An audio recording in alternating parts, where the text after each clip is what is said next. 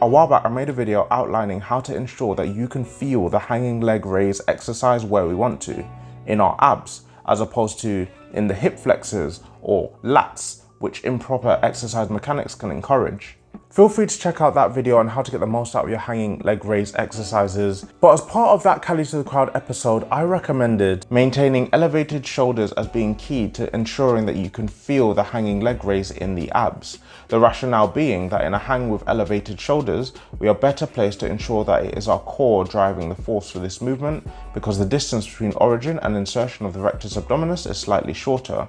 This in contrast to an active hang that encourages an extended spine and puts a stretch on the rectus abdominis. A stretched muscle is a weaker muscle, so we can see how the active hang immediately makes it harder to contract the rectus abdominis and explains why so many people fail to feel this exercise in their abs as other muscles get more excitable and take over the movement. The problem with all this though is that the active hang is widely recommended and used as the cue that stops us from inadvertently swinging on the bar during hanging leg raise reps. So the question then becomes, if we want to target our abs and make sure that it's the rectus abdominis really putting the work in as part of the hanging leg raise exercise, and we need to have elevated scapula in order to do this, but we also want to maintain an active hang because we're told that that is the way that we're going to stop swinging on the bar, which one do we end up choosing? Today we're going to dig into the meat of it and answer that very question. Let's get into it.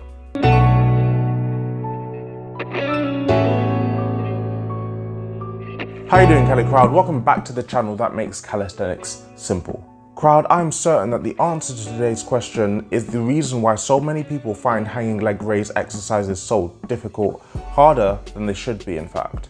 What we have here is a simply fantastic exercise, but a few very simple cues can be the difference between phenomenal core definition and strength or wasting our time by being buffeted forwards and backwards. So let's run through these few simple things that can stop us swinging forwards and backwards in the hanging leg raise, starting with the elevated scapula that we mentioned earlier. I'll keep this brief as we kind of already mentioned the finer points when it comes to the scapula. But the key thing to consider when it comes to working with an elevated scapula in the hanging leg raise is that an elevated scapula does not mean dead hang. The reason an active hang is so popular is that it encourages tension. The problem arises when this tension is prevalent in the muscles that we actually don't really want to be active during the hanging leg raise. Pretty much every muscle is best primed for facilitating force in this position except the abs. But an elevated scapula, just because you are in a dead hang, so absolutely no tension, is actually not much of an improvement on an active hang. It's this lack of tension in the back muscles that will cause the swinging. Many people prefer to utilize a Roman chair for their leg raises as this prevents any swinging whatsoever. But we can create the same effect as a backrest on a Roman chair in our leg raise exercise just by thinking about creating tension in the right places. By maintaining an elevated scapula but intentionally fighting for a hollow body, so hips in posterior tilt and feet ahead of the body, this creates a stable base to avoid swinging, to the point that I would actually go as far as encouraging anybody struggling with swinging to first train this hanging hollow body isometric as a hanging leg raise progression. We also want to tackle bending the arms in the leg raise. I call this the pendulum effect, where slight movement higher up in the hanging leg raise creates larger movement lower down.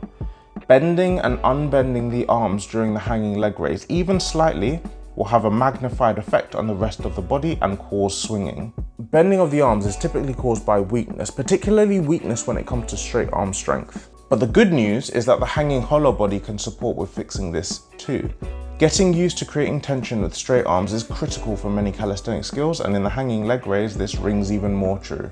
This brings me on to the grip that we have when we're performing hanging leg raises. The question of does grip matter for hanging leg raises is one that I get occasionally, and in the grand scheme of things, the honest answer is no. By most accounts, what happens at the rectus abdominis is the same in all manner of grip types, which is what matters most in this exercise.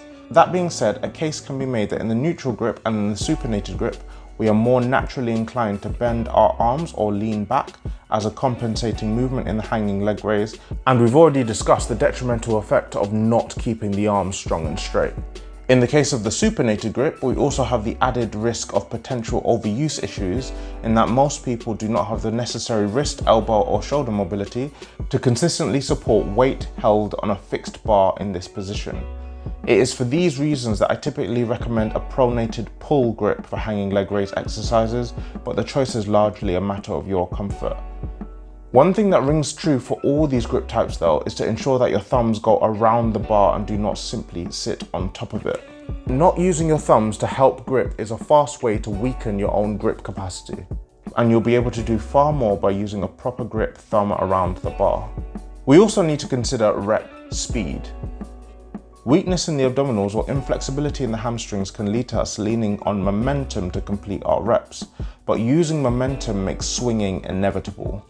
Slowing our reps down, if necessary even to the point where we actually pause at the start and end of each rep, will not only allow for a deeper contraction, but also stop us from swinging in the hanging leg raise. This is easier said than done though, and the idea of slowing down reps in the hanging leg raise, particularly if you're new to this exercise, can feel really daunting. If this is the case for you, then don't be afraid to make use of partial reps or isometrics until such a point as you have the strength to perform full reps. There is no point in aggressively pushing for range of motion that exists outside of our control if the result is swinging that renders the rest of the reps useless anyways. So this is how you stop swinging in the hanging leg raise, something that greatly troubled me in the early years of my training. So if I can help you guys put this straight, then that's excellent. But crowd, let me know how these tips worked for you, and let me know if you're struggling with anything else when it comes to calisthenics. Crowd, I'll see you in the next one. Until then, peace.